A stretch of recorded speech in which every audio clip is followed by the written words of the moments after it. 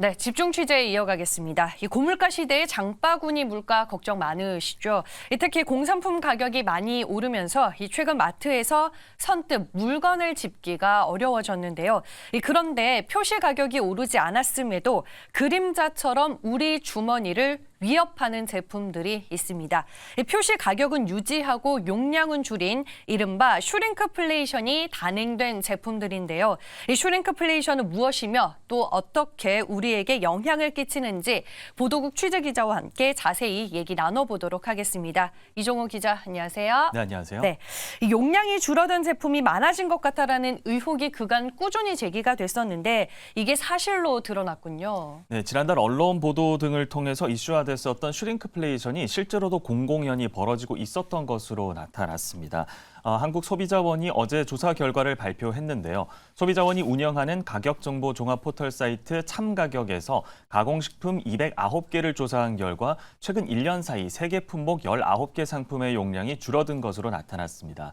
슈링크플레이션이란 줄어들다는 뜻의 영단어 슈링크와 또 인플레이션을 합친 용어로 재화의 가격은 유지한 채로 제품의 양을 줄이거나 품질을 낮춤으로써 간접적인 가격 인상 효과를 내는 것을 의미합니다. 이게 근래에 완전히 새로 생긴 말은 아닙니다만은 최근 물가 상승 기조에 기업들이 이 전략을 선택하고 있어서 다시금 화제가 됐습니다. 패스트푸드점에서 햄버거의 빵을 저가 제품으로 바꾼다거나 소스 양을 줄이는 것도 이 같은 슈링크플레이션에 해당합니다. 네, 이 소비자로서 가격은 꼼꼼히 살피겠지만 이 내용물의 용량이나 품질까지 따지기는 쉽지 않은 일인데요. 이 소비자 중 한 사람으로서 이 속았다라는 느낌을 지울 수 없는 것 같아요. 그렇습니다. 이 슈링크플레이션이라는 게 사실상 소비자에게 제대로 고지를 하지 않은 상태에서 가격 인상을 하는 것이나 마찬가지여서 꼼수 논란이 일고 있습니다. 다만 기업 입장에서는 어쩔 수 없다는 반응도 나오고 있는데요. 원자재 가격 상승으로 완제품 가격 인상 압박도 커져가고 있는 가운데 포장지에 표시된 가격을 올리는 것은 부담이 되기 때문에 반대로 용량을 줄일 수밖에 없었다는 겁니다. 하지만 실질적인 가격 인상을 소비자에게 적극적으로 알리지 않은 것은 사회적 책임을 등한시한 것이라는 비난을 피하기는 어려워 보입니다. 이라대학교 이은희 교수의 인터뷰 들어보시겠습니다. 소비자 물가지수 산정할 때 용량이나 규격을 토대로 해서 물가지수를 산정하기 때문에 이 슈링크플레이션이 발생을 하면 물가지수는 올라갑니다. 소비자는 가격이 오른 효과가 있는지 모르고 그냥 구매하게 되는 거다.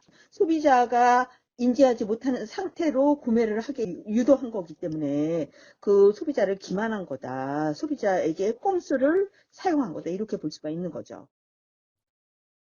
네, 그렇군요. 앞서 교수님 인터뷰를 들어봤다시피 좀 꼼수라고 느끼는 소비자들이 상당히 많은 것 같은데 이 때문일까요? 정치권에서도 규제 방안 마련을 위해서 좀 발빠르게 나서는 중이라고요. 네, 맞습니다. 정부는 어제 비상경제장관회의에서 슈링크플레이션 문제를 좀 근본적으로 해결하기 위해 대책을 마련하겠다고 밝혔는데요. 추경호 경제부총리의 발언을 한번 들어보시겠습니다. 정부는 사업자들이 별다른 고지 없이 제품, 용량 등을 변경하는 편법적인 가격 인상, 이른바 슈링크플레이션 문제를 근본적으로 해결하기 위해 관계부처와 공동으로 대응 방안을 마련하였습니다. 정부는 앞으로 최대한 신속히 관련 규정을 개정하고 이행 상황을 면밀히 모니터링하는 등 변칙적인 가격 인상이 근절되도록 하겠습니다. 네, 지난달 문제의식을 공유하면서 12월 중으로 대책을 내놓겠다고 말을 했었는데 어제 그 구체적인 방안까지 이렇게 제시가 된 겁니다. 네, 그러면 이제 어제 회의에서 나온 내용에 대해서 조금 더 자세히 좀 정리를 해주시죠. 네, 일단 환경부와 식약처는 생활화학 제품이나 식품 등의 용량이 변경돼서 단위 가격이 상승하는 경우 포장지의 용량 변경 사실을 표시하도록 하는 제도 개선을 추진합니다. 공정거래위원회도 주요 생필품의 용량, 규격, 성분 등이 변경될 경우 포장지 또는 제조사 홈페이지 등을 통해서 이를 알리도록 의무를 부과했고요. 만약 이를 이행하지 않으면 부당한 소비자 거래 행위로 지정하는 방안도 검토 중입니다.